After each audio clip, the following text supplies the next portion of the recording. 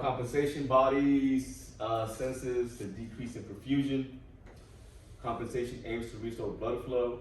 Did I ever go over that little chart to where like heart rate goes up just to kind of maintain that blood pressure until it dips down? Yeah. Okay, that was compensation. So you have vasoconstriction, cardiopulmonary response. So that this right here is talking about your heart rate and your respiration rate both increasing to compensate for the loss of blood pressure. Regular vasoconstriction is going to help compensate for that blood pressure drop. So blood pressure drops, the vessels will constrict to maintain that blood pressure somewhat normal. And that's all I got. I feel like I'm missing something. Okay, the vasoconstriction, yes. Where does that primarily occur during shock? Your vital. Wait. Where does the vasoconstriction occur during shock, during compensation? Extremities. So the peripheral is the correct word, but yes, you're right. So the extremities. So also that is that way we get pale. Exactly. So during shock, you get pale and cool because your vessels are constricting to your skin, your muscles, and your bones, your non-vital organs that I don't need right now to be alive, and it's to shunt that blood to your core, to your vital organs. Does that make sense? Yeah. Mm-hmm. So that's why your patient presents with cool, diaphoretic, and pale skin. So it's your body just trying to save the vitals first. Exactly. But I need you guys to tie that in together, tie that in together so they look like crap because of compensation shock. What is it doing? It's constricting the vessels to my non-vital organs. And that's why your patients sometimes in shock, they get nauseous because blood is also being taken away from their GI to go to the vital organs. Okay? Infants and children, efficient compensation. So the thing with kids is that they compensate almost too good. They're almost really good, too good at compensation. So good that like let's say if they're bleeding out in their abdomen for some reason, you won't really see signs of shock until they lose about 50% of their blood. That's really bad. Yeah, so you have to be really vigilant with these kids. That's why they say like with kids, it's like it's either they're good or not. Yeah, because once they crash hard. Yeah. That's crazy. Yeah. Is it because they're so like fresh? Like is their body so fresh that it's like, why is that? So it goes back to why are their heart rates higher? Why are the respiration rates higher? Why? They have less volume, so that blood has to go round and round much faster. So they're already going at a fast pace. Gotcha. So that's why. Decompensation is pretty much your body starting to crash. It can only compensate for so long. It's like working out. After a while, your body's just gonna get tired. Okay, if nobody has reversed the issue, they're gonna crash on you. That's decompensation. So it goes from compensation, so everything's gonna elevate. Mainly, what's really happening during compensation, again, we're trying to keep that blood pressure normal, to keep perfusion normal. That's the goal of compensation, is to keep perfusion going. So your vessels will constrict, your heart rate will go up to keep that blood pressure up, and until, let's say if they're bleeding out, if they bleed out too much, there's no more blood to compensate with, and then that's when they start crashing with them.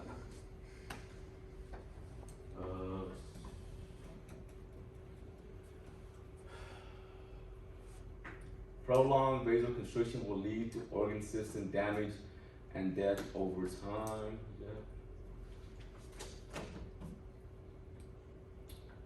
So your patient assessment is going to be the same like for any patients, the same for every patient, every assessment. ABCs. So when talking about the primary assessment, airway, what do I care about that as far as the airway goes? Like, As long as it's painted. paint, is it open? Is it clear? Good. What about breathing? What do I care about breathing? What am I concerned about during primary assessment? Respiratory rate, type of breathing, quality. So the work of breathing, are they breathing normally? Are they struggling? Yeah. Pretty much, do they look like crap or are they good? That's pretty much all I'm worried about. And then what about circulation? What's my main concern during the primary assessment for the NREMT? Skin. Skin's one of them. So pale, signs of shock. What else? Pulse, what about the pulse?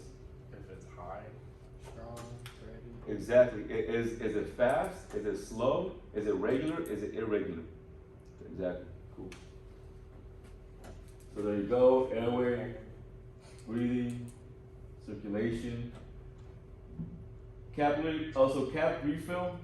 Who can tell me what's an appropriate cap refill for a male or pediatric? 2 seconds. Under 2 seconds. What about for a female?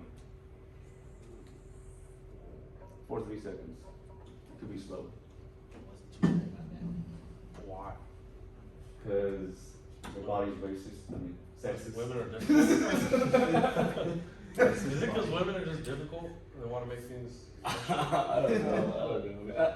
I'm about to say, she hasn't turned back to look at you yet, but I ain't standing on your own. Physical examination. Don't forget, I told you she squats the people. I wouldn't want her to pick me. History taking in secondary assessment. Mechanism of injury. Mia, what is mechanism of injury to you? Keep it simple. Like what you see when you walk on scene. I'll take that. That's good. So it's the picture that's drawn out as to what potentially happened, right, that caused the injury. History of present illness, chief complaint. This guy's all jacked up. Treating shock. Best way to resolve hyperperfusion is to stop whatever's causing it. Yeah. No shit. Yeah, bro. Nah. The triangle of death, deadly triad of trauma. I would write this down. Okay, so acidosis, just to keep it real simple, anytime you see acidosis, correlate that with an increase in carbon dioxide in your system. That means that CO2 levels are going up high, which causes the acidosis, okay? So if we have high CO2 in our system, then what do we have low of? What's low in our system? Oxygen. Oxygen. So if our oxygen is low, what are we not making enough of? ATP. ATP, which is gonna cause hypothermia, all right? Because we can't heat ourselves up because we're not making enough ATP. Which leads to coagulopathy. That means one of two things. Either we're not clotting fast enough or we're clotting too fast. It just means irregular clotting. This is an issue if your patient is bleeding out and they're in hypovolemic shock. I talked about this earlier, okay?